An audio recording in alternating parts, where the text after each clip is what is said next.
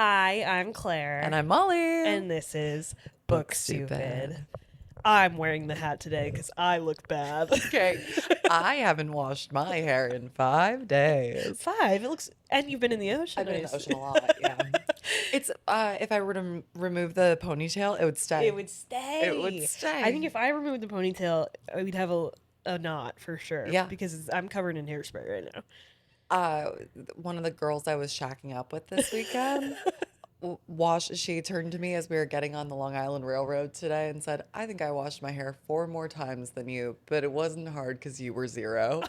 I said, okay. Okay. Why don't you just punch me in the face next time? At least I rinsed my body. And that is crazy though, because at the beach I have to wash my hair every day. that's I'm like, it's got so much texture. I don't know that a wash would even change anything. You wash your hair and immediately it becomes a wool again, steel wool. That happens to you at the beach? Kind of, yeah. Okay. I kind of just go poof no matter Yeah, what. I mean, that's true. The humidity, it's just... And I was shaking ass, so I was like matting and sweating every night. So Okay. it's like, might as well just kind of let it... dread up.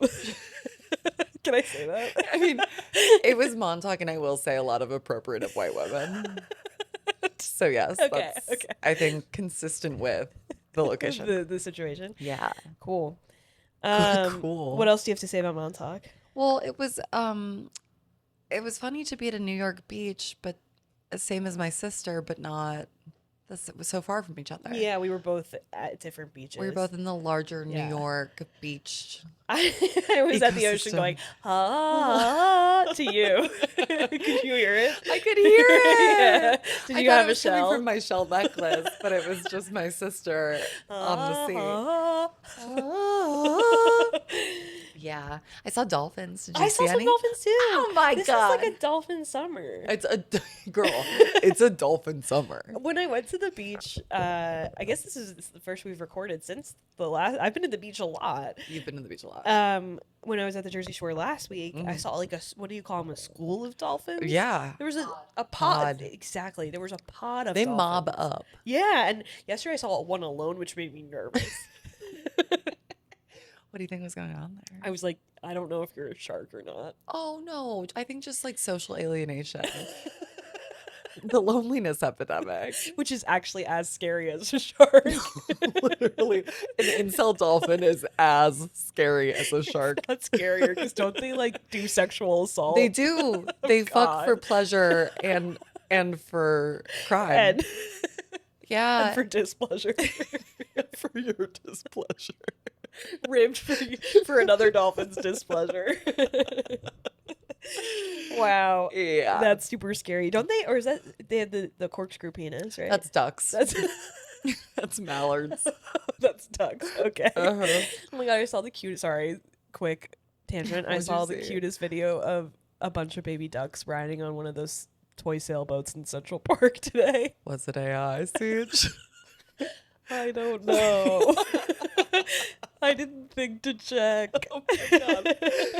We were at this was a Montauk girls trip, and Jess like really late on Friday night while she was alone at the beach at 3 a.m. She's like, "Come on, guys, like keep the party going. We're going to the beach." We're all like, "We're in bed." And Yeah. She's like, "Well, I'm going." So she's just on the beach.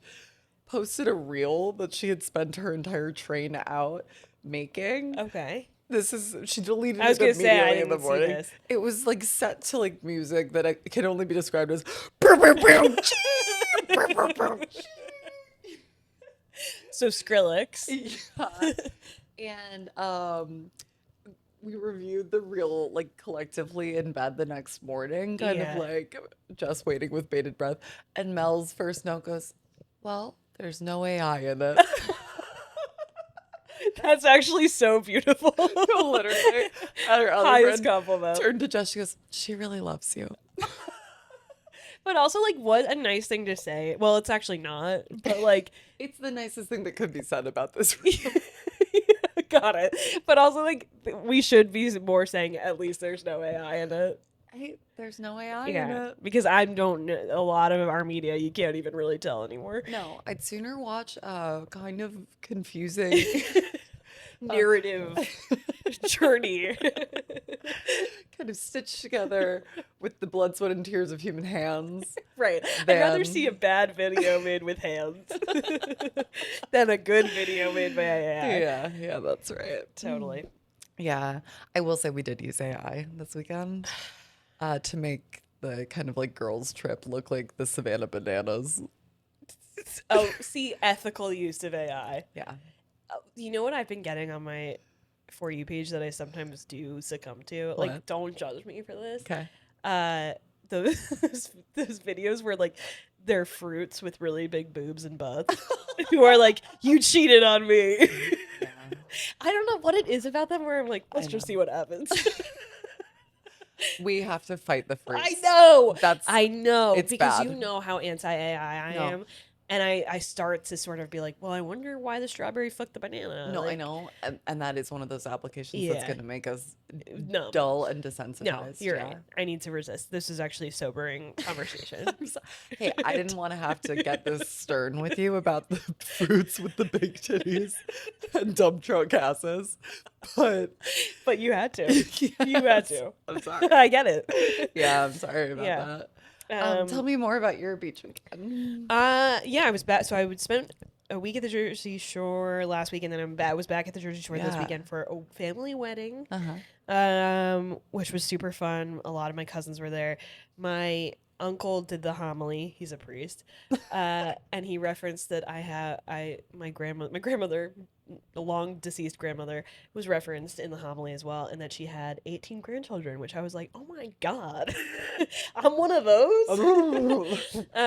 Which was beautiful. And then he proceeded to name each of the 18. He was doing a deep dive into the family tree. Did he rank you guys? No, but I know I'd be up top. Hell yeah. Actually, I don't know that, but anyway. But a lot of the cousins were at the wedding, which was super fun. My highlights from the weekend were, for once in my life, I even texted you about it. I was like, I think I'm going to stay with my parents in their hotel room to save money. It's a very normal thing. Like, I know. Families shack up for weddings. I'm 31 though, and I really like my own space, so I almost always splurge on a room for the wedding. Yeah. Not splurge, but like, I'm just like, it's worth it to me. That's something it's worth for me to spend money on. I'll take a cot at my parents' feet any day. That's crazy. I'm married.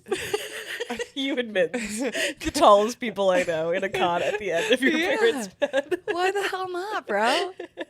I just like, it's a weird, I just can't do it. But this time I was like, I texted you, I was like, should I do it? Like, first of all, the wedding is in 3 days and I haven't booked a hotel room, which shocks a lot of people when I tell them that.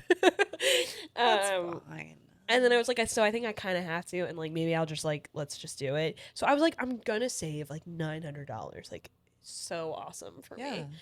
My mom called and was like, can we get 2 queen beds? And I was like, this is great. I checked in before they did on Friday. Go up to the room, 1 bed. No. I'm living the only 1 bed trope with my parents. Ooh, tough. Ooh. I didn't, and what, is it gonna rain next and we all have to bunk? The AC's broken. It's kind of hot. Let's take off our sweatshirt. All of a sudden it's the fruit with big titties. Dad? I'm the strawberry. So then I went downstairs and I was like, hey, like, I was supposed to have a bed, and they were like, what? Like, there's not even a room left with 2 beds. By the way, there's only 2 rooms left in the whole hotel. And it was like, you're going to have to give me one of those. No. Don't tell me how much it costs. Just put it on my credit No, card. seriously? Yeah, because I was like, I'm not. And then I was like, I even tried, I was like, there's a couch. Does it pull out? And the woman at the front desk was like, you're not going to want to do that. She was like, it's not even a twin, but yeah, it pulls out. And I was like, not even a twin. You're going to wish your dad pulled out.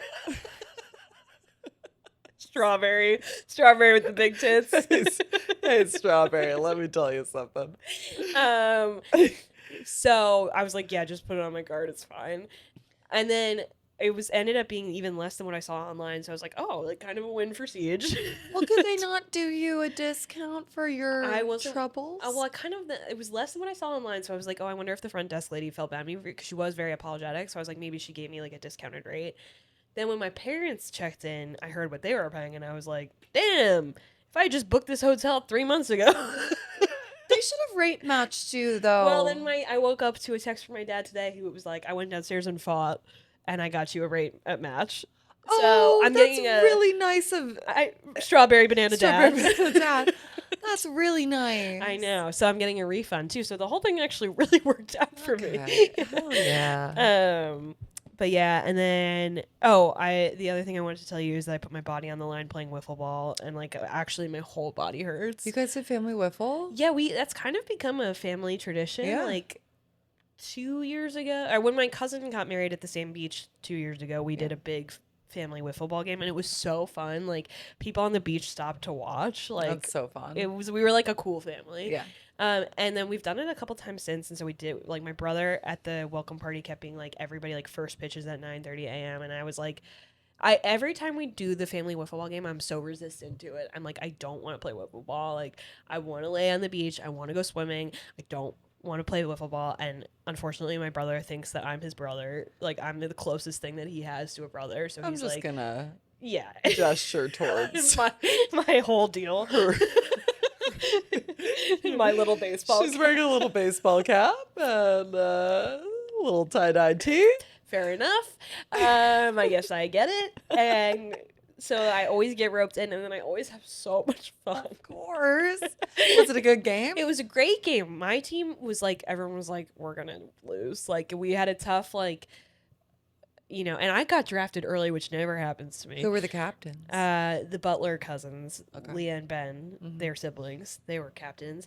And I got drafted pretty high, which was like, and then my cousin Ben goes, to be clear, it's for your pitching. And I was like, okay. Okay, that's a very integral part of the game. And then I didn't pitch at all. Why? You're a great pitcher. Someone else on my team pitched, and I was actually like thrilled to not do it. Okay. But I had 2 hits. Nice. My whole body hurts though, and I like barely. It's just running on sand. Yeah. No, that's really. And you're sort of like, taxing. when you're playing for a team, you just sort of put my mom ate shit. Oh no. It was so funny, unfortunately, but it like really looked like it hurt. Damn. And like it's just so funny because on the way to the beach, my dad was like, "I'm not playing wiffle ball. I'm not fucking playing wiffle ball." Like everyone is like, "I don't want to play wiffle ball," and then we start playing, and we have so much fun. So fun. Your dad played too? Oh yeah. Yeah, Nice. he had a couple good hits too. How did your mom hurt? How did she get shot? She just like tripped over her own foot in the sand. Was she running for She something? she kept doing a swinging bunt, which is when you just sort of yeah, and she just like tripped over her feet leaving, and she got covered in sand. And when you threw your body on the line, it was just kind of generally you kept trying your damnedest, or was there a moment where you kind of? No, I think I can't. That's the sad part is I can't really pinpoint a specific issue, but now just saying my whole body hurts, which is sort of scary. Oh yeah. The girls were experiencing something kind of similar in Montauk. We all had really sore calves in the morning. Jumping. Jumping up and down. To music? Yeah, just jumping. Watching the reel. Totally. We kept running that reel back and jumping. So did you go clubbing? Yeah. Really? At various turns. Yes. Wow. Yeah. Gurney's is like a fire pit situation until it's not. And then there's like a Chelsea Living Room East kind of setup. I don't know if you've been to the Chelsea location. Yeah, that was clubby. We went to another kind of club situation last night. Fun. I did more clubbing this weekend than I've done in the past 5 years. Listen. Yeah, it was really fun. Lot of live music though, and that was lovely. actually that's what got my goose juice. That's what got you jumping? That got me jumping. Yeah. And I'm actually going to speak more on some live music in my most romantic, but separately. We had like been hearing great bands all day. We'd been like at various outdoor bars where at this point we're at Salad Bars, which is like it's kind of like one of those like cocktail hour to dinner band situations. They're Fun. not going to be your late night. Like they were done playing by like 9 or 10. Okay. But they were fucking fantastic. As the sun's going down on a marina, it's just like this rocks, baby. Yeah. And it's the kind of thing where you like put your name in for dinner. Like they're like, yeah, wait time is 2 hours, and you're like, yeah, perfect. I'm gonna go shake ass. Yeah. And have like 7 drinks. Right, no And problem by for the me. time I get to dinner, I'm not going to want dinner. I'm not even gonna know what I'm eating. Give me my chowder on the go.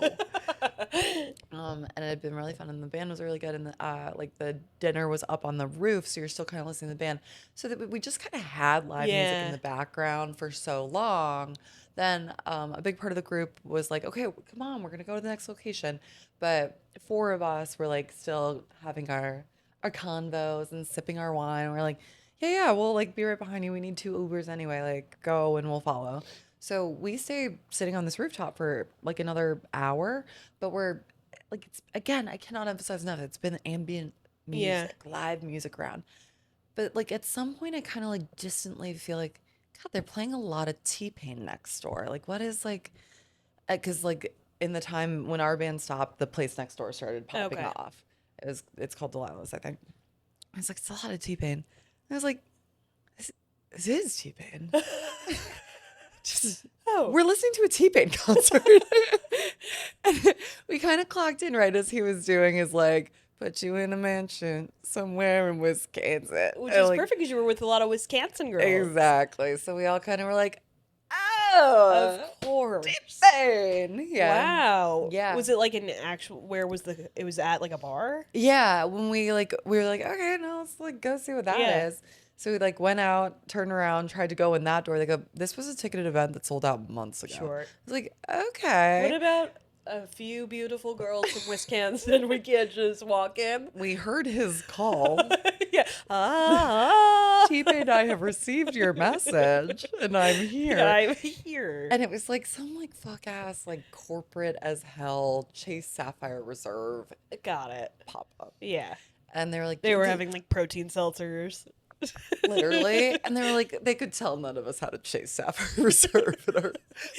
Well, mostly because we're all sitting there going, I'm Amex. What are you? Amex. Yeah. So we're like fucking idiots. Like, can we see T-Pain now? And they're like, no, scram. Get out of here, girls. But what they have outside is like part of this total activation is a big candy cart. Okay. It's like for the T-Pain Chase Sapphire Reserve event. Yeah. And it's like a bunch of just like big, like glass vases of various black candies. Like they're all black or gold. It's like very Khloe Kardashian's counter. Like, Okay. and then these giant I hope cookies. there was licorice. There was. I No love one touched licorice. it because we're not perverts. Yeah, I You. know. Licorice is pervert behavior. There were I don't mind. black gumballs that some of the girls were eating, and their mouths were like, So like scary. they looked like leeches from the deep. Like, girls, stop it with these gumballs. We gotta get to Go the club. for gold at least. Yeah. Come on. But the real appeal of this candy cart, stacked on the sides, were cookies that were bigger than my face. Yeah. Big circle cookies, so big that had like, you know how they can feel like screen print cookies Right, these yeah. days? It had just a bunch of ladies' butts. Like girls Girls with facing butts? away, butts, bikini butts, no tops, but they're facing away, being Wow. cheeky. A cartoon, Yeah. but still cheeky. They weren't real to life, which would make it weird. I think it said like nothing to see here, or like something like that. It was so dumb. I couldn't understand the cookies at all. All I knew is they were awesome, and we were angry. That you couldn't have So one. we loaded our arms with 30. Oh, Well, you could take the. We Okay. were hitting the candy Okay, cart okay, hard, okay. and nobody stopped us. They were like, if we just gotta wait for this storm to pass, these girls will leave. But first, we took And that's why you don't have a taste preferred. 30 cookies, and they were so heavy. Oh, I bet. Oh my God. We go out with armfuls of cookies. We go to the next club. We're tossing the cookies like frisbees, and they hurt. I They bet. hurt the people they hit. Yeah, it was great. Wow. That was kind of like my experience at the T-Pain concert. That's awesome. Yeah. Honestly, kind of ideal to have a concert happening near you, but you can still talk to your friends. A concert that kind of sneaks up on you. Have I been at a concert all A night? delightful surprise. Yeah. T-Pain, he's got a gorgeous voice. Oh yeah, he's your husband's favorite artist, right? Yeah. Yeah, it's one He's of your the- favorite husband's favorite artist. Yeah. That's like a tenant of Mittens. He Finn loves is his TV. favorite artist. And I was like, girls, I saw him at Central Park too. So they were like, what? What? I Of was like, well, course. he's actually pretty big for me. It's big in my household. Yeah. Okay. Yeah. Oh, well, do we have anything else to cover on the beach? That's all I I don't got. think I do either. Did you see there's like a thing in it's trending on Twitter right now? Someone's like, movies should just be like Jurassic Park because I think like maybe some theaters are like bringing it back because Yeah. it's some anniversary or something. Movies should be like Jurassic Park, just vibes and big cinematic experiences, no message, no like moralizing message. And everyone's quote tweeting like, "You fucking kidding? The whole story is Yeah. about like what's the famous quote that's like we were so interested in wondering if we could that we never stopped to examine if we should." Yeah. Like it's It's quite obviously an allegory for current times too. yeah. Anyway, Hubris, capitalism. who wants to play Little Pickle? I mean, just like, why can't every movie be that? Anyone want to play a little pickle? Yeah, yeah. And also just like, ugh, now this is pissing me Yeah. off because that's the whole point of movies. So fuck that take. Okay, and I wasn't even gonna talk about this, but have you seen Odyssey? No. You watch it. Are you? Polly's like, I don't have 3 hours. You watch it. Hey, you watch it, okay? So good. So you should watch it. I don't want to. Because it's a movie for boys. I know. Hey. Okay. I saw it. You did? I did. Wait, what? Yeah, I'm ready to tell you. Oh, okay. I saw it. Is this part of your culture? No, it Okay, wasn't. tell me. No, but I did see it, and I think it's a movie for boys is kind of like Jurassic Park is a movie about vibes and dinosaurs. Well, okay, sorry. The story, The Odyssey, is not a story for I'm boys. speaking particularly about Chris Nolan's adaptation. Okay. We're friends, Chris. Yeah. It's because a lot of people are kind of similarly saying like you have more fidelity to source text, or this has become like a kind of moralizing interpretation of a story that doesn't innately have these themes, which I disagree with. But he is a storyteller. He's allowed to take the source material Sure. and interpret it through his prism. That is what movies fucking are. But the way he did it, it chilled me to my core. It's beautiful. The story he told is beautiful. I don't feel safe here. I'm not gonna spoil it, but Anne Hathaway's Annie, her First nanny. yeah, her final lines are so chilling. Heard in an audience in 2026. Okay. I want to tell you what they are, but Don't, you have to 'cause earn they- them. Yeah. Yeah. It is you're gonna feel bad about AI when you walk out because it's For so a relevant. change? Yeah, Okay. of course. All right. I actually will watch it so that we can have a real conversation. I'd about love it. to. Okay. Let's. Next Deal. Okay. You're gonna hate the way my palm feels, so I'm just trying to make it better. Thank you. Beautiful. Yeah. Well, Well, what have you been consuming? thank you for asking. I have 2 things I want to talk about today. Should we play I'll tell you what they are and you choose? Yay! Little House on the Prairie, Netflix 2026. Okay. And a book I read called That Night by Gillian McAllister. And that night is like It's a thriller, sort of. that night parentheses what happened to the girls. Yes, exactly. Okay. This is another book that I could not retain the title of. Every time I'd be like, I'm reading give me a sec. Which would be a way better title for a book. Yes. I'm reading Give me a a book sec while I about solve this murder. Give me a sec. I want them in the order you said them. I want Little Perfect. House. That's also the order in which I wrote them down in the doc. So this works well. perfect. So yes, I haven't really been watching a lot of TV lately. Probably What's that like? it's weird. Because I have been traveling and at the beach and Having sex. Kidding, got it. That's a crazy thing to say because it's so untrue. Got it. If only. And then I was with my nephews for a while, which meant I was watching, catching up on Daniel Tiger, and other, Right. PBS programming. So the only thing I like watched on my vacation with my family. Wait, PBS programming. I, walking out of the Odyssey, was like, well, Mittens, I mostly know the story from Wishbone. He goes, what's Wishbone? I was like, What the what? fuck? A Jack Russell Terrier was Odysseus. He actually did it He was. perfectly. He's been so many things. Yeah, he shot the arrow through the axes and won Penelope. Yeah. What are you talking about? You've He never seen a Jack Russell Terrier in the Odyssey?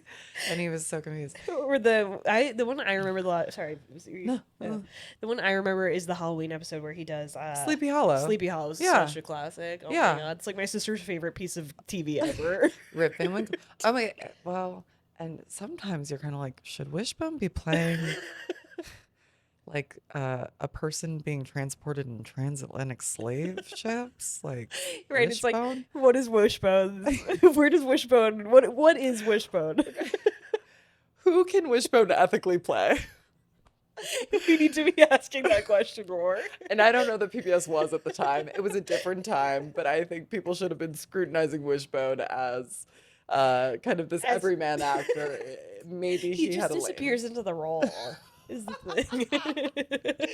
Okay, sorry. So Well, you've actually kind of set me up perfectly to talk about what I. So yeah, we watched. My mom was sort of like on vacation was like, "Have you heard about the Netflix Little House on the Prairie?" Like, sort of being like, "Can we please watch it?"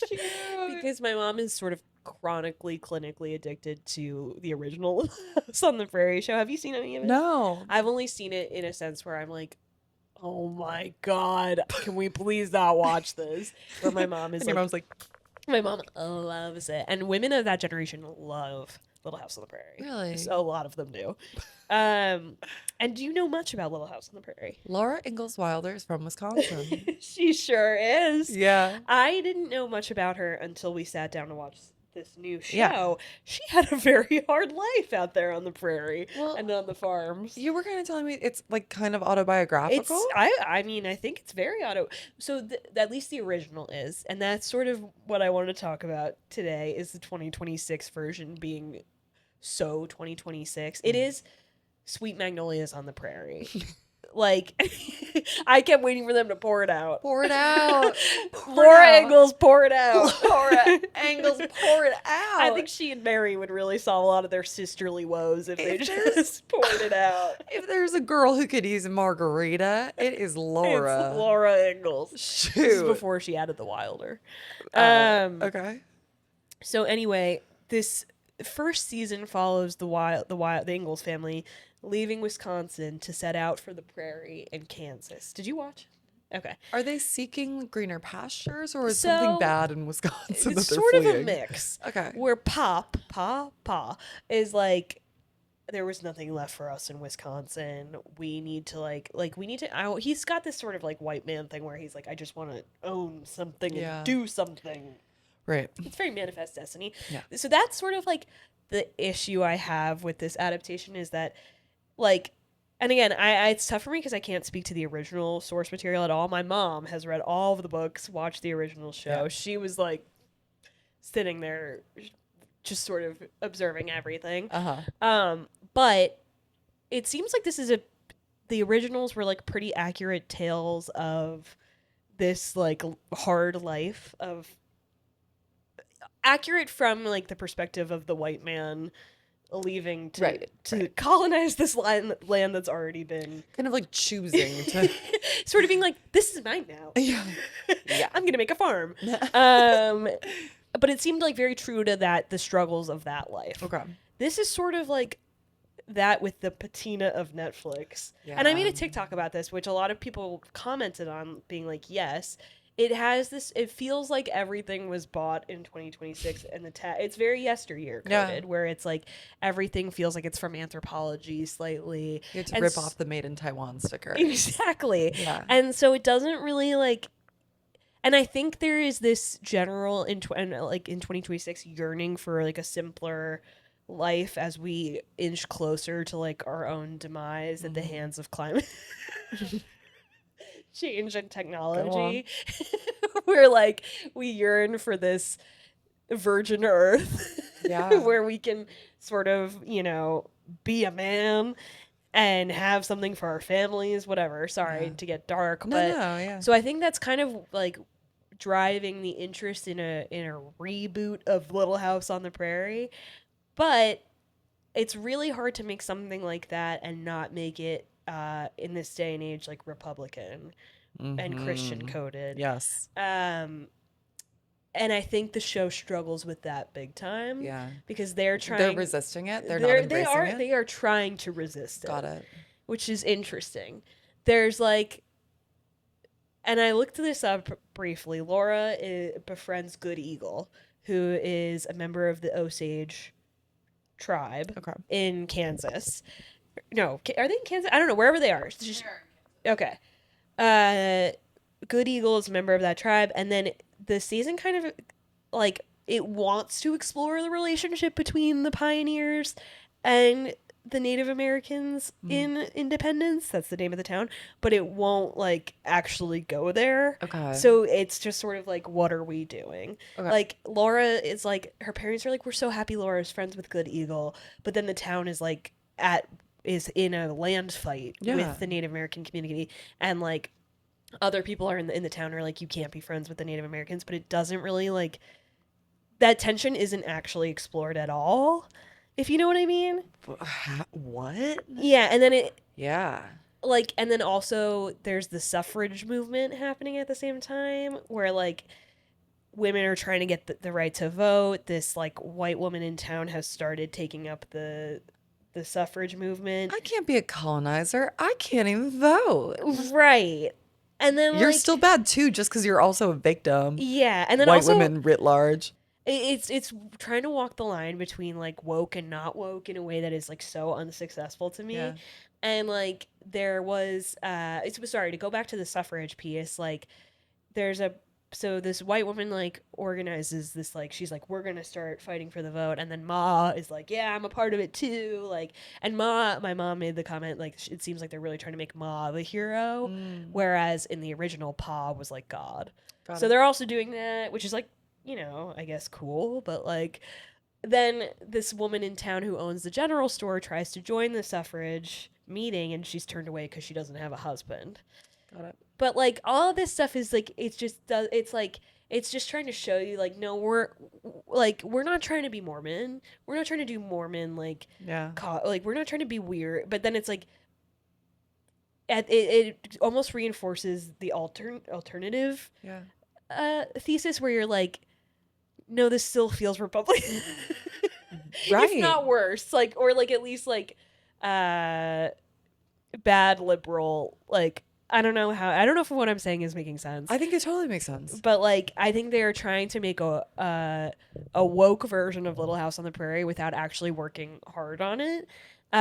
Because then it also ends with like, there's like no land deal between the Native Americans and the pioneers, and then the Ingalls family just ends up leaving, because that's just what happens in the original story. Is like, so it's not really like, the original story isn't really about like the political landscape of that time. It's a domestic story about a family. Exactly. Yeah. But now it's hard to tell that story without interacting with the political landscape. Completely. But it's like, you got to go all in or not. And it's like, but that's not what the story is. So it's confused about its own identity. Completely. And yes, a domestic story about a family set in the 1800s. Yeah. Is going to look like, in the context of 2026, is going to look like trad wife propaganda. Right. Because that's what they're emulating, but like minimizing the hardship or situational context of. It's like, do it as it was. And then you'll actually be more successful in sort of like telling a realistic Keep picture. Pa God and show how Ma has absolutely no choices in her life. Like, keep Pa God. Hey, if you're gonna take anything from Book of Stupid, it is keep Pa God. Keep Pa God. He is really hot. Really? One of my friends posted on Instagram like Pa was not supposed to look like an Instagram model. Pa has iPhone face. Pa's really hot. Damn. And then okay, I'll just say this: the wife isn't that hot. She's Really? beautiful, but she's like hot in a different way. Um, yeah. So sorry, you were making a great point though. That like I think if they just depicted the real hardships of being like Show how living that life. yes, and show how the family is so concerned with their own Survival. survival, Yeah, advancement, true. and identity. Yeah. That it is at the cost of other people. Like you can just, oh, Pa. For the listeners, Molly just saw a picture of Pa. Keep Pa God. Kiss God. Kiss God. Pa. Pa, stop. Oh, wow, Pa. Oh my Yeah. God. But yeah, like you can show that it's like because they're so focused on self, other people are suffering, and it's like, Right, that actually would have been super successful to show like and I think they're trying to put this band-aid on it of like Laura Ingalls is such a look at the mind of a child who can be friends with Good Eagle, and it's like okay, I'm sure actually that's probably true, but like yeah, you're just not telling the real like yeah, I think it's a very like sanitized yes, and like the actual story isn't what's the word I'm looking for, like it's not a cute story, so like why are you no, trying to make it cute? yeah, and like if you were going to try to change the meaning of their lives or like make Ma God and like Yeah. showcase like reinterpret it for today's appetites and sensitivities, then you're gonna have to do a lot of narrative work because Yeah. you are reconstructing a story. Yeah. You can't. Yeah, and like the source material is and was so popular for a Right. reason. Yeah. You can't keep the bones and try to make it something else. Yeah. Like That's not either do a demo a full knock that cabin down. knock that Take those little Lincoln logs down. down to the studs. Won't be hard. A gust of wind or a prairie fire could do it, which is how the first season ends. Prairie fire takes it out. Okay. Now we can start anew. In Wisconsin, they're headed back to Wisconsin. Or no, they're going to Minnesota, I think. But then they ran into Mr. Edwards, and he was like, "I'm going to Minnesota. You should come with." Mr. Edwards is a whole like he's an alcoholic. It's fun. Also hot. But it is like it's so hard. It's like Minnesota's closer. Let's just stop. You know? No, totally. Totally. I'm gonna keep going. In my wagon. God. Um, Yes. that being said, I loved it. Really? I didn't love it. We watched the whole thing. It though. felt good. It going to Sweet some- Magnolias. Yeah. I was like, I will watch the next season. Like, Absolutely. me, my mom, and my brother-in-law were like mouth open, just loving it.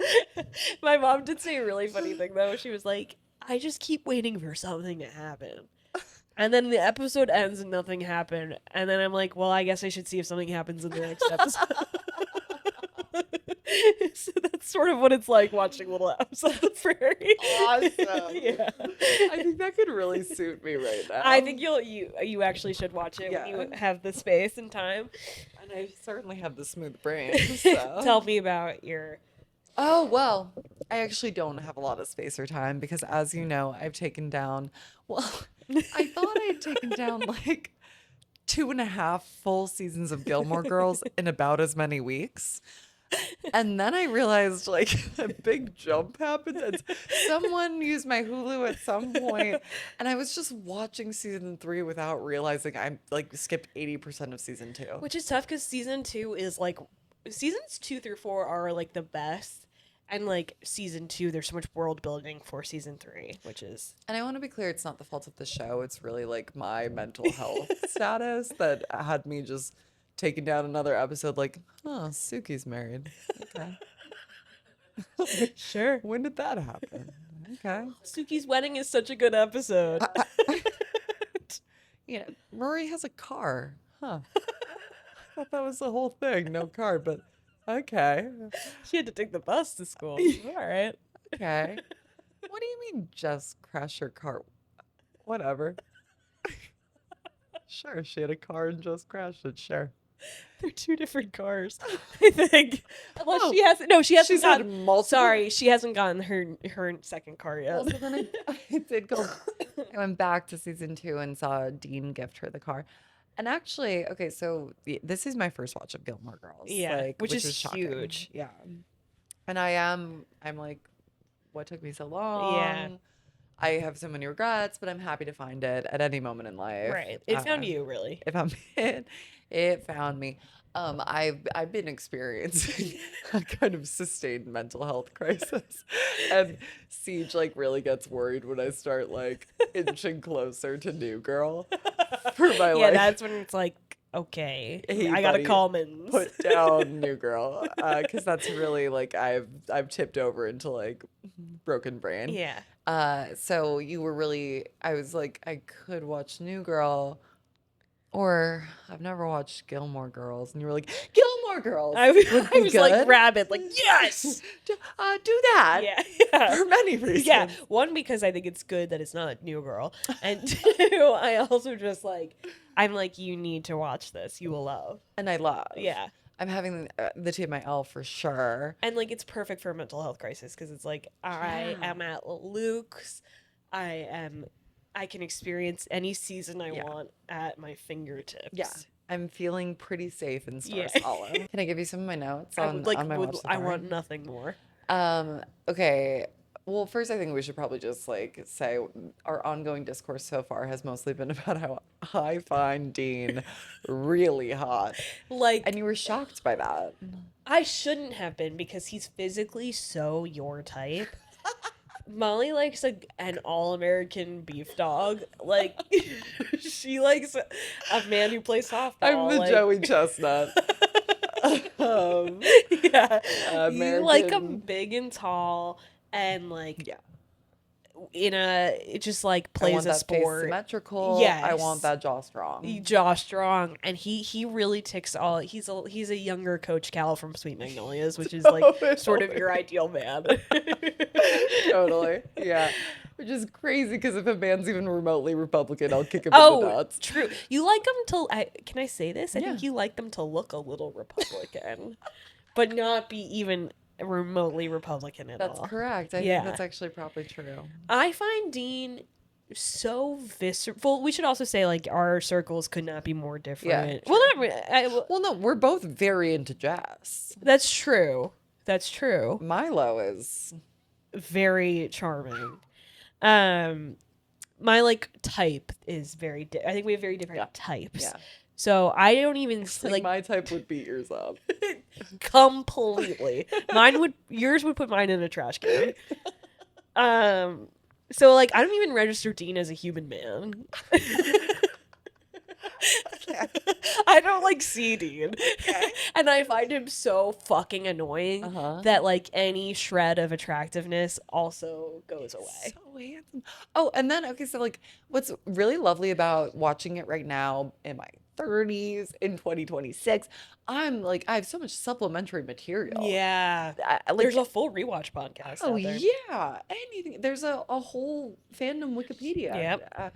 Yeah, I'm loving kind of like any question I ask has an answer. Molly will just text me like, "Do you know that the guy who played Luke was a comparative literature major and he's from the Philadelphia area and he played professional baseball?" And I'm like, "No, I didn't know that." Which was all to say he is Siege. Yeah. And we should say Luke is a big overlap for both of us.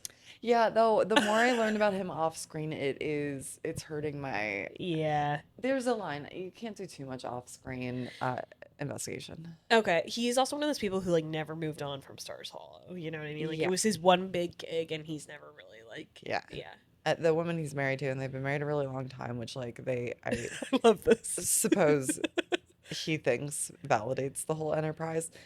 She was like a teenager when they started dating. She was an extra on Gilmore Girls, and he was in his 40s. What? Yeah. That's a really tough to hear. Sorry. No, it's okay. Tell me some of your other thoughts. Okay. Some language I've heard that I like. Okay. Because they've got such nice beats and patterns, Completely. you know? Think as both a noun and a verb. Wait, like, say it again. Think. So like something like I don't remember the situation, but like Rory told her dad something that Lorelai hadn't told him directly, and she goes, "You finked on me."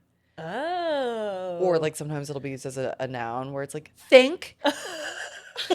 You little think. Yeah. And it's Oh. like Oh, you I like snitched. that. You finked. Yeah. I don't think Think. I really registered that as like a word. It's been delighting me. Yeah, Yeah, because okay. it wasn't. It was so anomalous. I've never heard that. And Yeah. then it's kind of like repeated. So too is, and really explains you, because you've thrown this out here like everyone knows that word. No, Paris knows this word, and Paris uses it all the time, and kind of even it becomes a joke. Anachronism. Yeah, Paris is always talking about it. That's where you learned that. I don't think that's where I learned that. Oh yeah, you learned it from Paris Geller. That's where you learned about anachronism. And you made me feel stupid when you said, "Oh, pug's kind of an anachronism, no?" And I said, "What's that?" Oh, and then we got flamed on TikTok for that because we're not an anachronism. So I'm Apparently. still an idiot.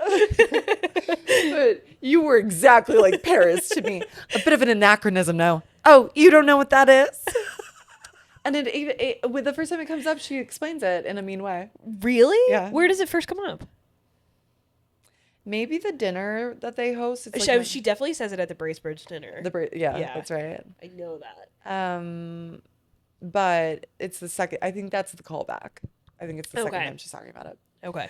It might be like when shortly after Rory transfers to Chilton, it's like a comment that She's she being makes. a bitch. Yeah. Pal is another word I quite like. Okay. I like that they use it frequently enough. It seems like it's creating like a relational third space, if you will. Oh. Like there's family, there's romance, like there are these ties that bind that are conventional, and I think the show largely explores relationships that don't cleanly fit into those lines, into those Interesting. lanes. I mean, like Lorelai and Rory, it's even like it's a direct line. Like Yeah. Lorelai's like she's not just like I think it's she's explaining to Emily who's kind of having a fit. Like Yeah. why We can't we have. have what you and Rory have? Yeah. And Lorelai's like because she's not my daughter first. Actually, she's my best friend first. Yeah. Like, and that's weird and complicated. And like I was quite young, but often the word they use for that whole bucket is pal, and so like Lorelai is often describing Rory as her pal, and then she'll use it as a way to kind of like encompass the strange relationship that Christopher has with Rory. It it it seems to be used throughout the show as a bucket for like hopeful engagement that might not fit into That's traditional so interesting. relationship. I have watched this show You can be her pal. upwards of 10 times, She's my pal. and I have never clocked that. I think it's a term used broadly for like this love that doesn't fit a traditional Wow. form. That's so interesting because I think of it as something that can be used, that word generally is something that can be used honestly as something like sweet or venomous. It Like, feels hey, pal. it feels like in most like real life instances it's used kind of flip. Yeah. Yeah. It's like, okay, pal, like Yeah. But you're my pal. it's used Yeah. it was notable to me because the word was deployed so differently in this show than I hear it in life, but I like the way it's used consistently. And I love the sound of pal. Pal. Yeah. And of course, now that we're saying it so much, Arthur's dog. Arthur's dog. Literally.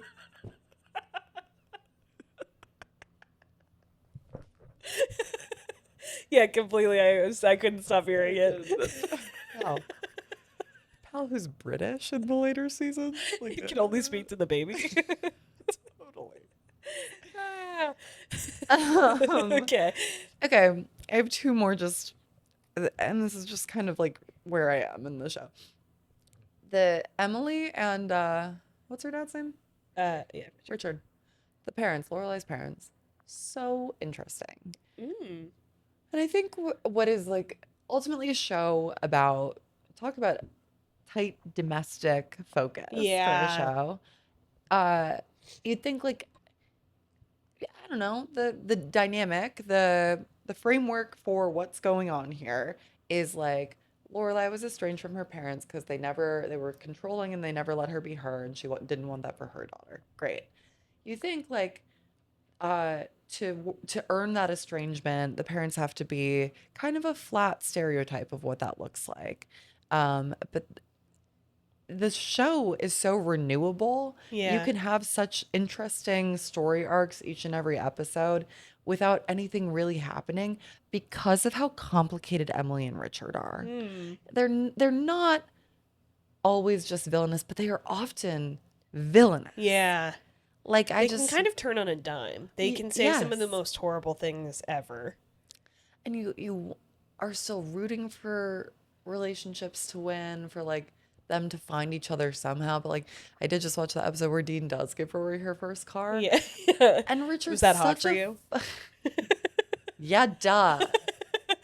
But Richard is so Yeah, annoying. yeah. That whole Yeah, he's episode, so annoying the whole he episode. is But then so it's actually a really good depiction of like how hard it can relationships with parents can be because yes. you kind of like you want Lorelai to be nicer to him the whole episode, but you're also like he's kind of fucking He's annoying. so awful. Yeah, Oh my God, that he goes to her job and scolds her in yeah, front of her employees and scolds her in like a sexually shaming way. Like, yeah, I was so angry at Richard.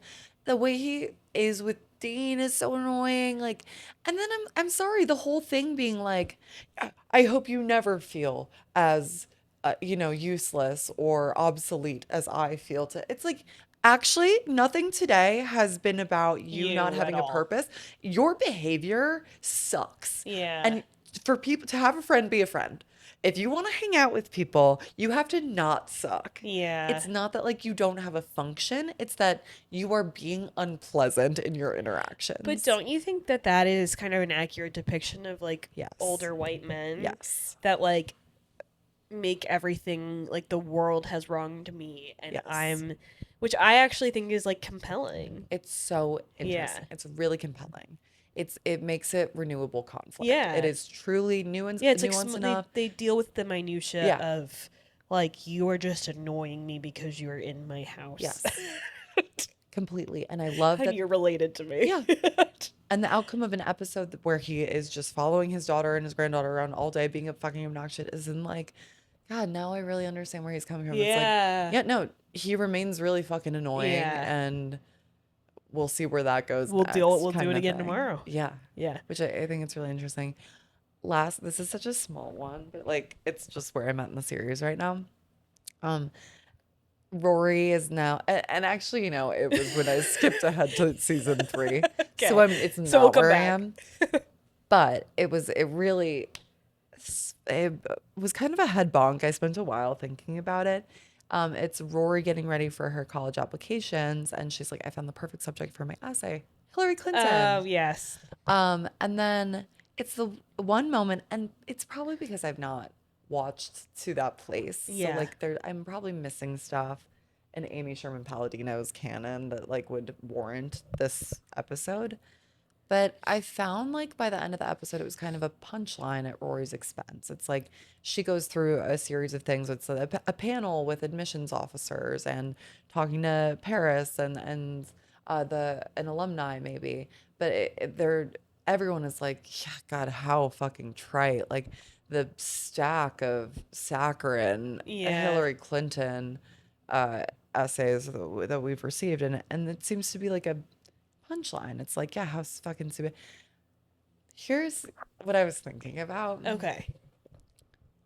It's sad to me that that was the way that cut this like long delay where I'm being an idiot. Um, it's sad to me that that essay or that intent to write that essay was used as a device to like kind of show how immature, naive Rory had been about her Harvard obsession because like not so different you from all these other strivers because it was so was so relatable. Yeah. I remember it was for high school, not college, but it was like a scholarship at a local high school that I was up for, and you had to write an essay, and I remember I wrote it about Ruth Bader Ginsburg, Yeah. and it was so sweet to see this show about like high school girls where it's like, yeah, like I recognize that. Like, it's like, I'll write about this woman that's like doing the thing that feels the most Yeah. like my life still feels so big and possible. I still feel like anything could happen for me. Yeah. And my dream, if I can do it all, would be to do what she did. Like, it sounds so No, I know. I think I know what you're obvious, trying to say. but it's like that kind of representation does matter. Yeah.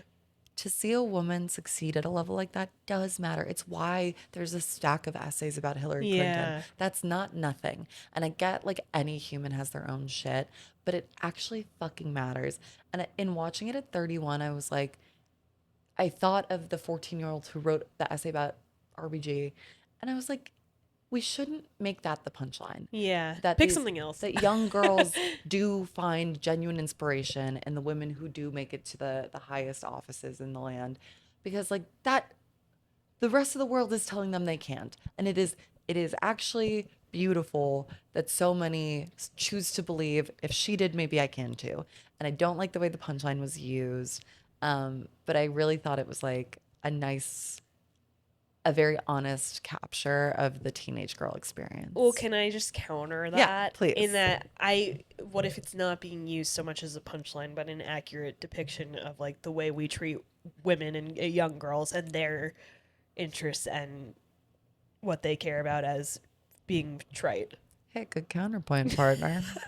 I think that's But I probably think it right. could be either one I think because that's right. No, regardless, it's like the Little House. How what Little House should have done.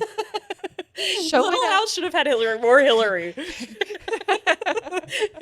show it as it is, Yeah, and the subtext becomes part of the the text. yeah. Uh-huh. Yeah, because now I'm not quite sure. I remember seeing that for the first time and being like, wow, like it's so interesting how it is set in the time that it was. Yeah, And you'll get right? more of that as you go through. It's so And I interesting. never read it as like a diss at girls, but but I see what you mean. It feels specific to young women rather than like Yeah. young people too. But your like slight recontextualization is actually that's making the episode make a lot more The sense. only reason I'm sort of leaning that way is because I do think it's such a strongly written Yes. show that has such a strong like identity Yes. where I'm kind of like I might think that that's like a I wouldn't say she's making a commentary on it being right or wrong, but maybe just No, but that it's it is happening.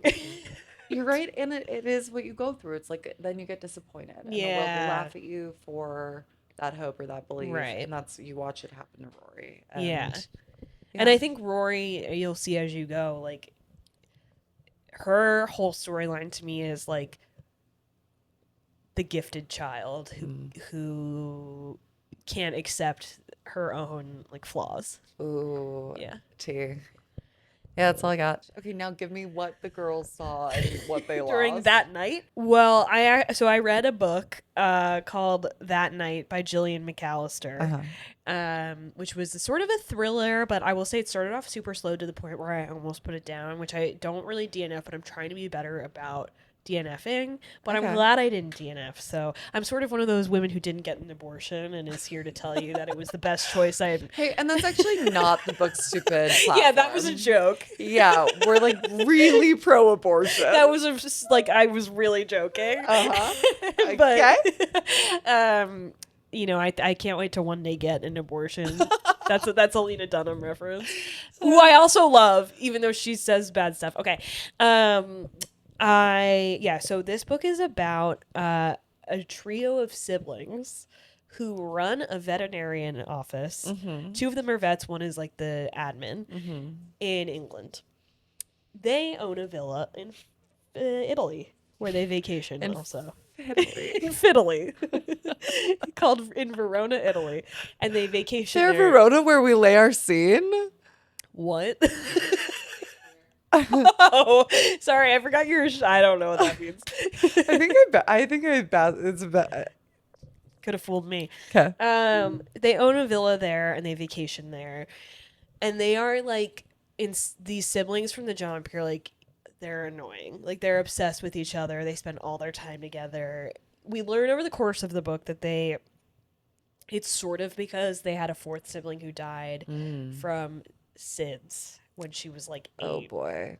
You can I still know. get SIDS when They you're make a point of 8. being like it was weird that she was 8. Oh. Was Which it I was not a little bit like SIDS? I thought that would might, but it didn't. But Weird. that kind of has like trauma bonded them in a way like they don't even really know how to deal with. Yeah.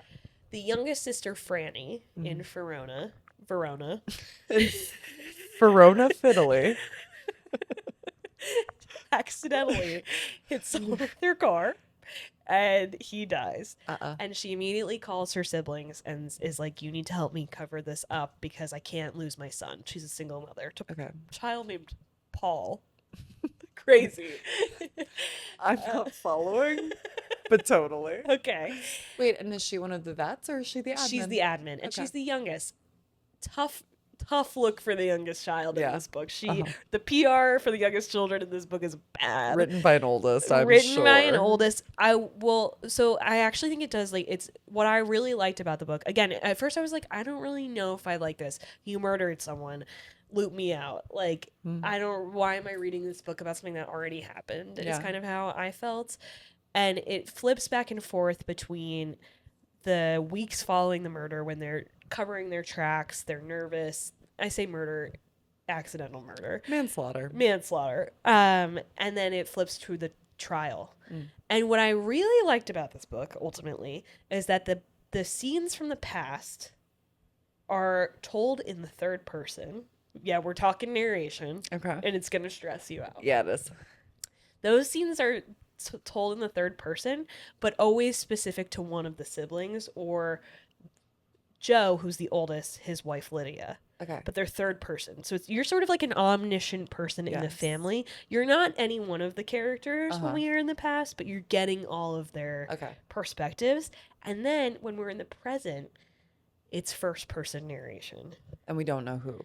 We don't know, but I don't know if this was a unique reading experience to me or if this is how everyone felt, but I think it's meant to be this way. I thought it was Franny. I thought it was the youngest who did it. And these scenes are happening in conversation with who I believe to be like a therapist. Oh. As It's got the she's like Sopranos set up. sort of as she's like dealing with the fallout, she's now estranged. We don't know what happened, but we know she's estranged from her siblings. Uh-huh. And she's talking to this guy about what happened and whatever. And then there's a switch somewhere in the middle of the book where you realize that she is actually Kathy, who is the middle sister. Oh. And she's talking to her lawyer and she's preparing for the trial. It's so well done. It was so slow to start and I'm so glad I pushed through because Yeah. that when I realized that it was Kathy who like I don't know if this was a unique to me reading experience, but she was the person I was rooting for because this book does such an interesting job of exploring sibling relationships. I Ooh. really liked how because you're this omniscient person hearing sort of all of their takes. Yeah. They're all kind of jealous of each other, but like really deeply connected. Like Kathy is single, Joe's married, Franny has Paul, so she's got something going on. Mhm. And like Kathy's always jealous that the two when they talk, she's always like, why didn't they call me? Like there's always like they're dealing with a murder and they're all the while being like, well, why didn't she call me first? Oh my God, good. Yeah. It's just so well done. And so then when that switch happens, I was like, I wanted her to be okay of these three Yeah. more than like she was the only one I cared about because like Franny is so selfish. Like even the fact that that was something I was like, I would never ask literally anyone to cover up for a murder for Certainly me. not the people I care most about. Yeah, these people who they also live next door to each other in England. They are like literally attached at the hip. Uh-huh. And like Joe is violent and he has a wife, which makes that storyline so interesting because he always chooses his siblings over the wife to the point where she's like, I have to leave. And I find that whole thing so interesting of like Totally. when it comes down to it, who do you choose? Totally. Like, and it was so well done. And then the switch to Kathy, I was like, yes! And then in the end, it starts to really pick up pace. And you find out that Franny knew the guy that she hit with her car. You find out things like slowly over time. Uh-huh. She knew the guy she hit with her car. She hit him twice. And you find out that he's the dad of her her one night stand baby, Paul. You'll remember. Uh, and so then, and then the only other guy who's not outside of the family that works at the vet overhears them talking about it because they're so fucking messy. They like Uh-huh. don't even. And he's like, make me a partner. Like he's like extorting them to keep the secret. And then the old brother who's like violent snaps and ends up killing him at the end. It just like escalates to the point where the brother kills him. And then the brother ends up taking the fall for the whole thing. And so it ends on this sort of like uneasy note where it's like they're going to have to hold this as a family for the rest of their lives. And Ooh. I still am sitting with what the thesis of the book is. Like, is it, are we, like, it seemed like she was saying, like, you should do any, like, at every turn, it was sort of like, I would do anything for the people I love. And, oh, wait, my favorite part of the whole book is that, like, halfway through, also, Kathy has this, like, sad sack thing where she's like, I'm so single. And, like, that was kind of pissing me off, to Yeah. be honest. At one point, she's like, they don't know I'm so lonely that sometimes I eat dinner in front of the mirror. I was like, this is a caricature of a single 35-year-old woman. Like, 35. I know. I'm sorry. I don't care how lonely I am. I don't sit in front of the mirror and eat dinner. That's young. crazy. That's crazy. Yeah, and she just gets shit on for being like not having. And there was like a point where she was like, maybe I should just go to prison because like I don't have anyone. But Kathy. she meets someone in the middle of the book, Okay. and then that's like a really lovely slow burn romance because she's like really thinks she's like not worthy of any, and he's like, I like really like you. And then she like ends up telling him because she's like, I can't, and he like supports her as she like sort of decides to like protect herself. Okay. And so it's sort of like, I don't know, the family you choose versus the family you're born into. Yeah. And I guess where I kind of landed was like, I don't think you should do anything for the person you love necessarily. I don't think doing crime for someone is like a sign of love. Mm-hmm. But I'm curious what you think about this take. But supporting someone who did a crime, like Yes. this man who meets Kathy and is like, listen, what you Yes. did is crazy. And I don't know if I would have done it, but Yeah. I will stand by you as you untangle it. Completely. Was beautiful to me. Oh, I think that's so beautiful. Yeah. I as you were saying, like the siblings get the call. It's like inappropriate of Franny to make that call. Wildly. Because for me, the right course of action in a situation where nothing's gonna be okay is like you take your licks, you go turn That's yourself the in, more and then I would expect then my first call is to the siblings, and now you help me navigate my the aftermath. right. Yeah.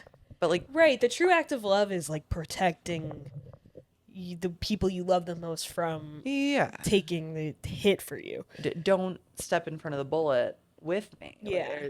Make the bullet go through all three of us. I don't. And I think that's where I was like, the youngest sibling is getting terrible PR. 'Cause Yeah. she was just like, Selfish.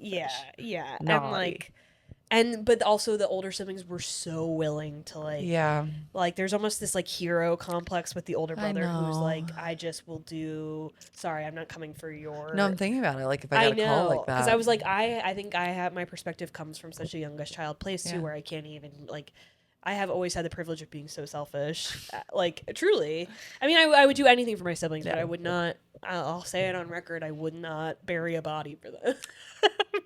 and it's just very clear at that point we will all go down. Right. So like there's no getting away with it. No, that's the other thing. I'm like, you people are supposed to be smart. So that was what was Yeah. frustrating me at the beginning. Was I was like, I'm just so pissed that this happened. Yeah.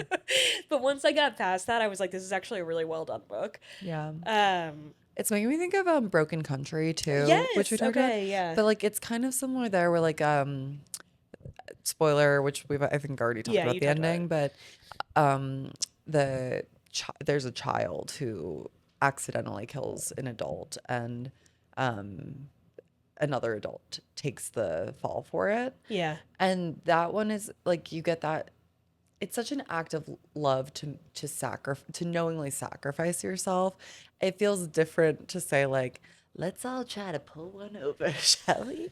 And they're so self-obsessed and Yeah. so self-aggrandizing, and I think Yeah. that's really well done too. Yeah. Like there was I actually wanted to talk about this piece of writing in the book that I really liked. Like there's almost like it's starting to remind me of The Family Stone, which is a Mm, movie I love, where it's like mm. there's this line where it's like you guys all think you're so great, and they're Yeah. like, we're actually not. And like there is a moment in this book where they talk a lot about their rituals they do as siblings. Again, they're literally neighbors, and the Joe, the older brother, is like, Franny always gets me the wine I like. I never have to ask. She goes to the grocery store and gets me my wine. And you're thinking like, oh, like that's so sweet. Like she buys him this nice wine, and then like it was just so well done. Like later in the book, he comes into the apartment. He's like, I see my yellowtail that she bought me. Like it's not good wine. Yeah. Like you think they think That's awesome. yeah, they think they're such great people, and then it's ultimately like once you get a Yeah. slight crack in it, you're like, wait, these people suck. Right. Right. It's just it's It's just like I'm self-mythologized. stuck in their thought loops. Yes. Yeah. Ooh, that's Yeah. good. I like it a Yeah. lot. I actually really liked it. Like it wasn't ultimately like I gave it 4 stars. And in the beginning I was like, I might not Wow. finish this book. Hang in Oh there. yeah, sometimes just get through the first trimester. Sorry. Do a late stage abortion. Just do a late stage abortion. Come on. That's such a bad joke. I'm sorry. Okay. Yeah, that's right. We've reached the writing portion of the podcast. Molly's closing her ears and going la la la la la. I think I have an ear infection. Great. Mm. So we did want to provide an update on sort of the writing of it all. The kind of like books. The book and books you bid. Yeah. Can I go first? Please. Okay. I've reached the point with my text where I think I'm throwing it out. Me too. And it took me a while to accept that. I was ready to. And it's not to say that I won't revisit it someday, Yeah. but I have another idea for a book. And it's I good. think this might be just like my process. I don't know. Sure. But I have another idea for a book, and this one came to me fully formed. Mhm. Like, I feel like my big struggle with what I've been loosely working on is that I didn't have, like, I knew who she was, and I knew who he was, and I had the germ of an idea that I really liked. Yeah. But I didn't have, like, I was really struggling with what the key plot points were. And this one I sort of, like, can see the beginning, the middle, and the end, which Mhm. is actually pretty important, I think. I think I have a lot of work to do on what will be compelling about my leads, and Mhm. like that stuff to me isn't there what like it was with the other one, Mhm. but I want to try something different. I think a muse is communing directly with you. You think so? I think you're being given the idea Okay. that will sing, Do that you will actually think soar. so? Yes, I do actually. Okay. For real. Just in brief, like, I mean that with my bushy. okay. I don't know. I've been sort of thinking about, maybe it's just because I've been writing a lot about this, but like I had an idea for a cruise uh, romance novel, where the idea is sort of that like this woman goes on a cruise with her boyfriend, finds out that he's cheating, Mm-hmm. and is like, okay, I'm stuck at sea with this guy who's cheating on me. And then there's also another guy on the boat whose best friend was supposed to be on the cruise with him, and she doesn't show for reasons I'm not going to reveal yet. And he's like, you can stay with me. And then also, I think she's sort of like an influencer. Mhm. So she starts like posting him in the hopes of making someone jealous. Uh-huh. The guy's best friend, I Yeah. think. And it's just going to be sort of like a 7-day adventure at sea where they fall in love. It's really so compelling. And I could just really see, like, the fun and games were really hard for me with what I was working on. And I know that's going to be the case no matter what. That's what the book says. Fun and games are hard. Yeah. But I think, like,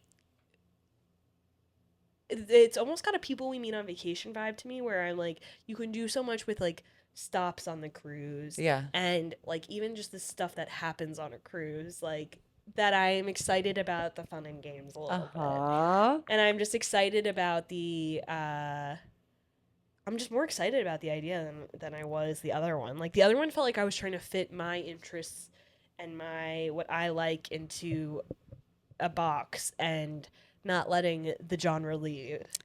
Yes. So I'm I think I'm gonna try writing a different book, and who knows? Maybe it might not work out, and I might have to switch back or write something completely different. We'll see. But I think I'm gonna try writing something completely different. I'm really excited about this one. When he sent Okay. the voice note, I was like, fuck yeah. Yeah, I sent Molly a manic voice note at 12:30 in the middle of the night last week. I like couldn't find my headphones, so it was really hard for me to find a moment. And finally I said, you guys mind if I listen to a book pitch right now?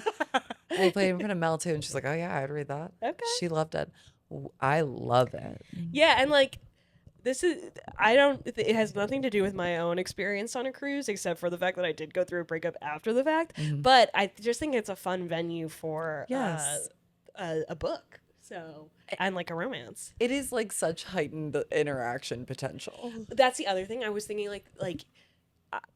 I was getting stressed about the idea of like building out this world of the baseball stadium, and I just think that there's so many interesting characters on a cruise that I can just have them naturally interact with. Yes. That I love the guardrails. Yeah, the guardrails are really making me feel safe. Oh yeah. 7 days, one ship. Right. Maybe even 14. I don't know. I haven't Sure. decided yet the details. If you want real love to bloom, you might 14. need 14. Yeah. I don't know. I was thinking like a European cruise, even to like elevate the sort of like traditional cruise experience. Sure. Hey, buddy, whatever you want. Whatever I need to you. Fuck yes. No, I'm very excited about this. Okay, I don't know. We'll see. And then you told me that Tessa Bailey was writing a cruise romance, and I looked into it and I couldn't find. Oh, hey, wait. I meant to say this earlier when we were talking about Luke. This is. Hey. Oh, it happened one summer. Or No, whatever. no.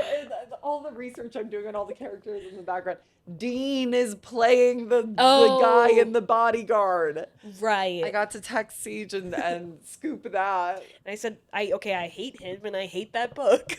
Well, Won't watch. And I guess well, that- we'll hate watch. the way that thought just went is Tessa Bailey, Cruz, Catherine Zetter, bad. At least it's not Catherine Zetter who wrote a cruise. I think it actually might be Catherine Zetter. Oh, wait, that. You might actually. Hey, wait a second. Well, tell me if she has the same idea and I have to. I think my brain is trying to get me to think. No, Molly, you know No, this. you are. I think you're right. I think you actually are getting there. Yeah. Can you, what is it about? We'll cut this, but I'm just curious. The story follows JoJo Burton as she attends her sister's destination wedding aboard a luxury cruise ship. Determined to fix her love life, she recruits her estranged childhood best friend. So Cooper different. Lux, to act as her wingman to help Blue and Old crush. Okay.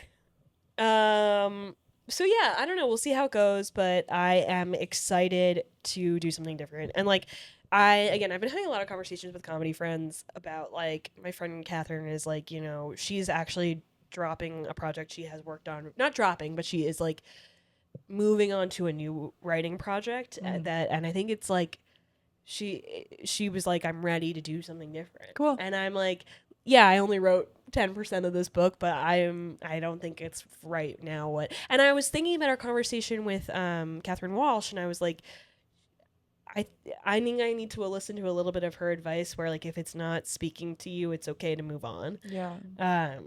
So Yeah. yeah. I'm gonna try to recount this faithfully and briefly because it's like kind of something my mom told me poorly, and then I At the baseball game, barely looked into it. Yeah, my mom kind of told we were both me like, and that was Siege beautiful. at spring training, 2 beers deep, and we're like, yeah, like totally. Yeah. And she'd even gotten it from a podcast. It was already It was like, a podcast with the author of something we had read. I think what it is Barbara Kingsolver Yes. and maybe Ann Patchett. It was, I think, Ann Patchett and someone else. I don't know if Barbara Silver was there.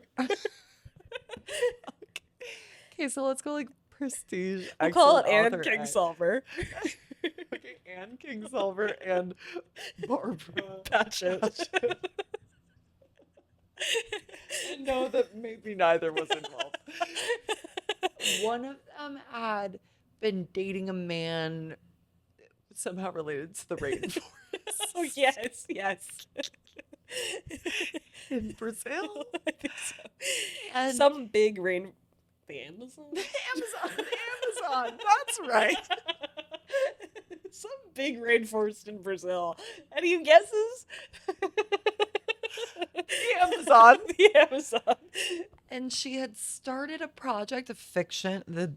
Anne and Barbara Together, no. Kingsolver and Patchett, respectively. One of them had started. Yeah, but obviously they do novels. Yeah. So it was a fiction. It was like conjured from her own brain. Yeah. But it was kind of based on this guy's upbringing where she understood this was factual. This was like the reference. There was something really specific about the. They kept trying to build like a highway through the Amazon, like a big transportation system through and the rainforest kept saying no. Literally, it just kept rejecting the premise. Yeah. And that felt kind of like interesting and magical in a way that made Anne or Barbara look into it and start a novel, but it was like really specific. It was like about like an American corporate employee who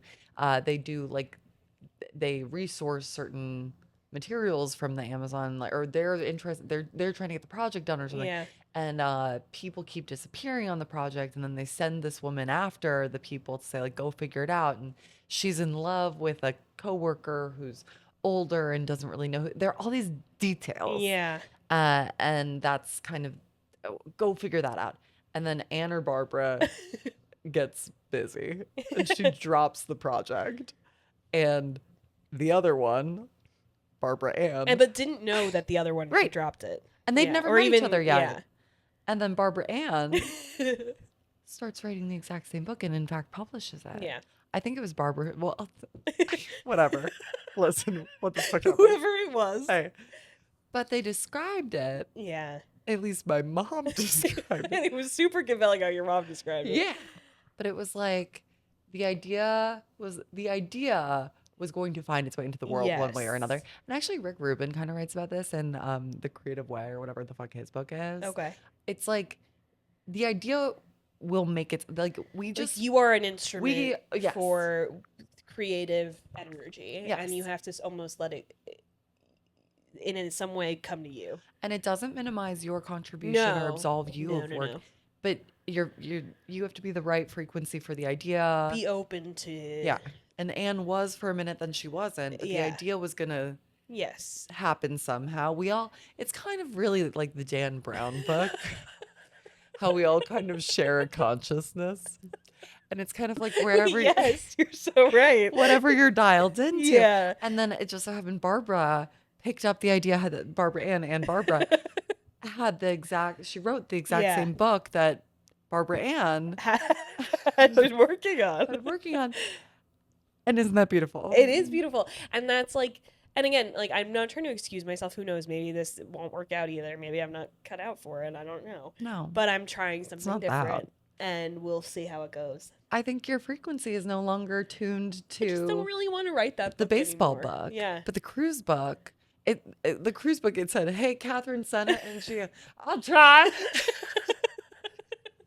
Her fuck ass said, yeah, okay. I'll try." And the collective consciousness said, "Not like that." And now they're seeking the next vessel. The next ship.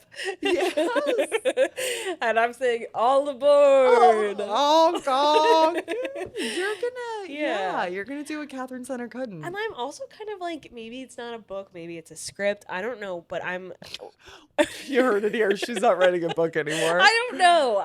I want to, but I want to try. Yeah. And we'll see. And Yeah. we'll see how it goes. How's it going with you? I'm also quitting my book. Book Quitters. That's our new podcast. Yeah, no, I'm like really happy to it felt like I was fighting at every turn. And here, I'm gonna say something Okay. that I want to be precise with. Okay. Obviously, the nature and promise of this podcast is we believe romance deserves Oh, yeah. all of the accolades, and It is important. it's important. It's important and often minimized, and here we are trying to correct that narrative. I don't want to write a romance. Which is okay. No, and here's what I really mean to say. I think I got really hung up on writing to the specifications of the genre. Yeah. Yeah. Though the genre itself has evolved recently, or maybe not evolved so much as because of more attention and more platforming to romance generally, we see more subgenres get more attention and their fandoms get a louder share of voice too. So like even like romantasy taking on such a big space, like whatever. So I think what's calling to me, sorry. And I just want to say also, I think like a point we've really come to in the podcast is that like romance is actually sort of everything. Yeah. And like it's woven through, like even this book I just read ended up being a romance. Like Kathy found her guy. yeah. So like No more eating in front of the mirror, Kathy. which again, I resent No, totally. that Like line. that makes me think Kathy has mental illness like her siblings. Which they probably all do. Yeah. But like so just because you're not writing a romance genre book doesn't mean, but I don't know. Like, No, that's exactly what I was working up to in so many sorry. words. No, I'm thank you for seeing me. okay. Because it's everything's romance. And what I feel really like taken in by right now are these romances that are like yesteryear is a fucking romance. Like I still want a really character and relationship driven narrative. Yeah. That's but I like these spaces in between. Yeah. Heart the Lover really did that for me. I already Ooh. mentioned Broken Country. Yeah. Right now I'm reading Among Friends. It's Okay. Oh yeah, you fucking told me about that. knocking my socks Yeah. off. I will give a more in-depth review at Yeah. a later date. But I think this, kind of fungible Yeah. middle space where romance, whether romantic or not, You want to write a pal book? no, I want to write a Ow. I wanna write a Pal's pal It's book. Pal from Arthur's Love Story. Yeah. And who knows, it might be like love, like Yeah. where you kiss, but it also It that'll might be be love part- like yeah. you defend someone's honor. Or, Yeah. And I think I just kind of want to like get loose again. Yeah. I want to get loose.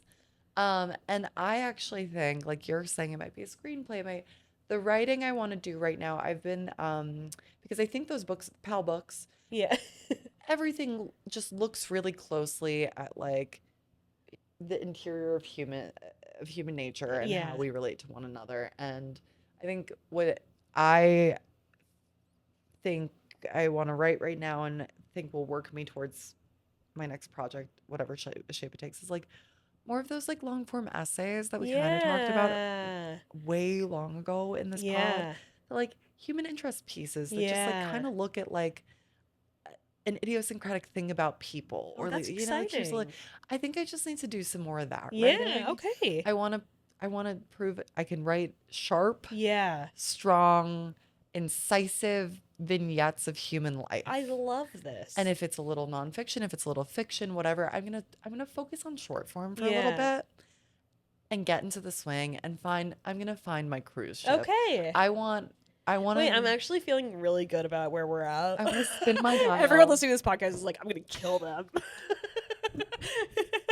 This is what it is, okay? This is what it is. This is what it is when you have a full-time job and a podcast and creative, like, this is it. And we go to the beach a lot. And I have 6 to 18 cousins and they're all getting married eventually. And okay, we like to go to dinner too. Are we on trial? And yeah, sorry about the drinks. And actually the Gilmore Girls thing is research. So like Part of our process. So what if I actually do have to start New Girl again? That's better Okay, than no. killing myself. No. Cut that note to myself. Yeah. I really like that. I think that's a really I think that's a really exciting feels idea. right for me right Yeah. now. Yeah. And like we don't have to hold we don't have to hold ourselves to what we said. Yeah. We already have blown through so many promises. Don't even This is what it fucking looks like. And Yeah. you know what? Like Catherine Walsh told us, we don't have a fucking book deal. No, we don't. We really, really don't. And so let's find the right project. Yeah. And I do kind of think it happens not at all and then all at once. And there will come times when there are like acute pressures on Yeah. our creative endeavors. And I would need to feel more pressure about what I'm like. I'll be honest. Like I have a lot of self motivation around stand up. I don't I have to really, and I want to feel more self-motivation Yeah. around this, and I think I have to listen to my gut about like Yeah. if I'm not like excited to work on it, because like that my experience has always been like if I'm excited to work on something, I will work on something. Yeah. And so like I need to follow that. I need to follow my Yeah. bliss a little bit here. Yeah. We know we are the kind of people who can put our head down and drive Yes. when it matters. This hasn't been the right project for me to put my head down Yeah. and drive on. Yeah. Every time I do, I'm like, what the fuck is this? Like, And that's part of the process is finding out what Yeah. like what you want to do, and it should be about what you want to do and can do best. Yeah. Like it shouldn't be about, to some extent, yes, fitting the trope or whatever you want to, whatever we set out to do onto the idea, but like it's okay to change that. Yeah. So I'm excited. Let me wipe my hand again for you. thank you. It's so sweet. Yeah. Alrighty. All right. Well, I Oh, guess most romantic. Whoa. What time are we at? Sorry. Oh, we could do it I quickly. promise I'm gonna be laughing huge. I'm parts also, of you the can song. lop like a lot of what I said in the beginning. I'm gonna be laughing. You can lop all the Duncan for sure. Can I ask you a question? Yeah. What's the most romantic thing that happened to you this week? Okay, I'm actually really excited about mine because it feels like kind of like a spicier one than I've had in a while. Not spicy Ooh. like Oh, not spicy like strawberry with tits, but spicy like I'm not really sure how I even feel about it. okay. I initially, so this is one from the wedding I went to last night, my cousin's. This was one where I initially was struck by it, like that is romantic, and then I sat with it for the rest of the night, and I was like, is it romantic? And I landed on yes, it is, but I wouldn't personally do it. Okay. Ready? Awesome. Okay. Yeah. When at the beginning of like the reception part of a wedding, when there's like the dance, the first dance, the father-daughter dance, the mother-son dance. Yeah. It is romantic to me when you look out into the crowds of people watching the dances and you see a couple dancing by themselves Yeah. in the fray, and like everybody else is looking at the couple and they're in their own world because they're so in love. So I found that romantic because it's like, look how, because like they enjoy each other so much that they have to dance even when it's really not about them. And then I thought to myself, well, maybe that's not so nice that they're kind of making it about them when it's supposed to be about the couple or the father-daughter or the mother-son. I landed on it's really okay to do during the father-daughter or the mother-son. It's not so okay to do it's actually not okay at all, I think, to do during the first dance. Listen, if you're getting like turned on by the mother-son dance, I don't think it's a turn. I think it's romantic. I think it's like we love to dance and we love this song and I love you and I can't hardly wait until they invite us out onto the floor. I must dance with you right now. Okay, that's sweet. Personally, however, if someone tried to dance with me during one of those songs, I'd kill myself. Yeah. But I did find it romantic to watch. It's reminding me of one of my most sure tear jerk events in rom-coms, which is like at a wedding where like your protagonist isn't the one getting married. Yeah. But it's like everyone's watching the couple as they profess their love to one another on the altar. But then she or he is a bridesmaid or a groomsman, and they look out into the audience and they find, and they're hearing this and they're saying, "That's how I feel about you," with their eyes. Yeah. That gets You me every love time. that. I love Okay. that so much, and it feels kind of like that. Yeah, it's like how it borders on like you're making it about you. So that's where I hesitate to say I think it's, but I think I like it because It it's is a like love credit- is all of Yes. us. And I think the only appropriate interpretation by the couple getting married is like, our love is Universal. a universal. Yeah. Yeah. How great that it inspires others to appreciate the love in their lives. Yeah. Yeah. And also, this is a side romantic. Their first dance song was my aunt and uncle's first dance song, not the mother of my Oh, like a cute. different aunt and uncle in my family. But it was What just was cute. the song? What a Wonderful World. Oh, sweet. Yeah. That's beautiful. Yeah. Love. Yeah. Love. Love. Okay. And Kind of weird. I do. right, like I'm not sure how I feel about it, which is why I liked it. Some of the best most romantic Makes have you been. uneasy. So now, can I turn it back to you? What's Sure. the most romantic thing that happened to you this week? Mine's also kind of dancey and musicy. Yay! We were at Montauk. There was a live band playing, and all three band members, drummer, they were Hot. hot in their own ways. Okay. I'd say the lead singer was kind of up your alley, older. Rawr. kind of tip to tail in Vans apparel. Hands off the wall. Exactly right. Kind of had that a outgrown skater boy energy. Cool. Yeah, and then there was there was my guy. There was the dean of the band. Got it. The Okay. American beefcake of the band. He was ripping on the guitar.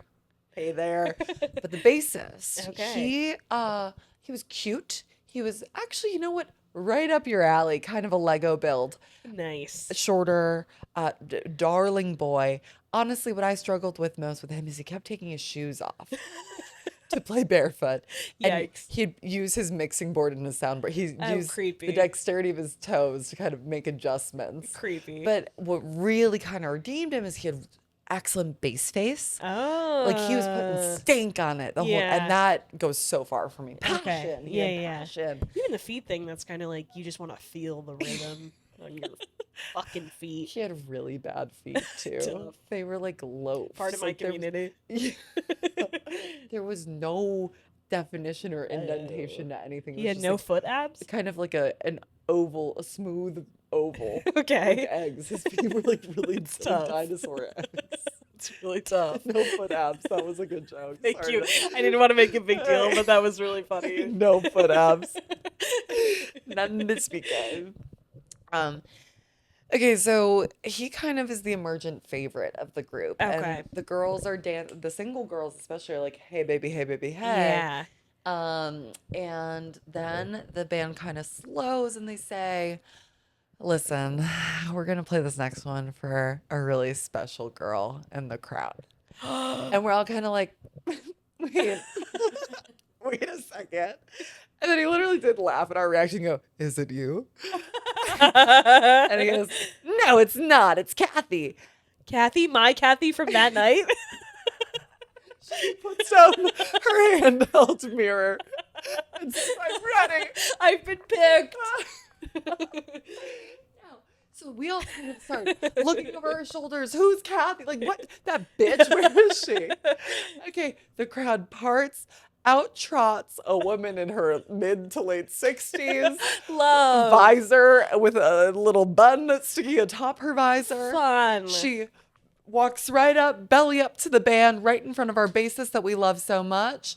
The opening chords for Valerie come on. Wow. And the lead singer's going, it's Kathy's birthday. Let's go, Kathy. And we're like, yeah, Kathy. Yeah, Kathy. Let's fucking go. She's by herself, but Yeah. immediately in front of our group. So we're all kind of mobbing around Right. Kathy, like, that's our girl. Yeah. And then it becomes clear Kathy is the bassist's mother.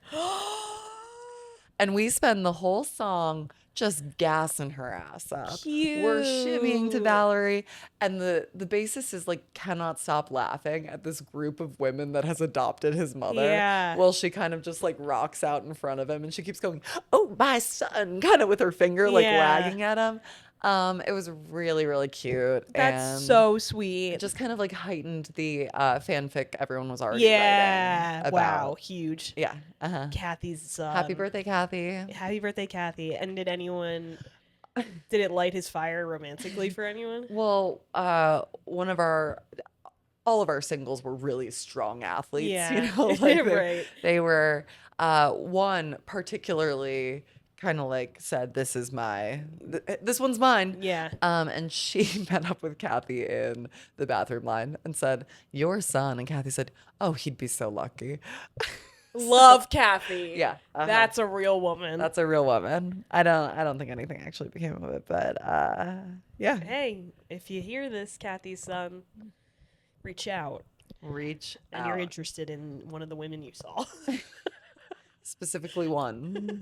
Yeah. Right, that one. You know the one. I do have just Yeah, same sure. literally in the same 5-minute stretch. Another very romantic thing happened to me. I'd been just absolutely rocking out, hands above head. Looked down at my dress. I had borrowed Mel's deodorant because mine obviously broke as soon as I Yeah, arrived right. in Montauk. No deodorant was strong enough for me this weekend, by the way. And she had like mine's sheer, hers, Yeah. mine's gel, hers was not. So I looked down and my dress is like completely deodorant, Yeah. like just white fucking stains under my specifically left arm. And I turn to my girls and I'm like, oh my God. And they all go, oh my God. They're like, you're disgusting. Another tall girl Yeah. wearing like a hot little bandeau standing immediately behind our group goes, rub it together, fabric on fabric. And I'm like, what? Okay. She's like, now, fabric on fabric. And she watches me do it. And someone's offering me water. She goes, no water. Someone offers a shout to go, the Yeah. wipe. She goes, none of that either. Fabric on fabric right now. And she coaches me through it. And I turned around and like show her a clean pitch. She goes, that's right. Wow. awesome. Yeah. What a great tip. How do we not know this? I don't know. It worked perfectly. Wow. Just rub the fabric together. Don't do anything else. Don't introduce a foreign substance. Just rub. Rub the fabric. And it got it off completely. Amazing. Yeah. So thank Shout you out to to that, that girl. girl. Honestly, it was a community of women at Yeah, Montauk. always. Yeah. Well, good game, buddy. Molly left.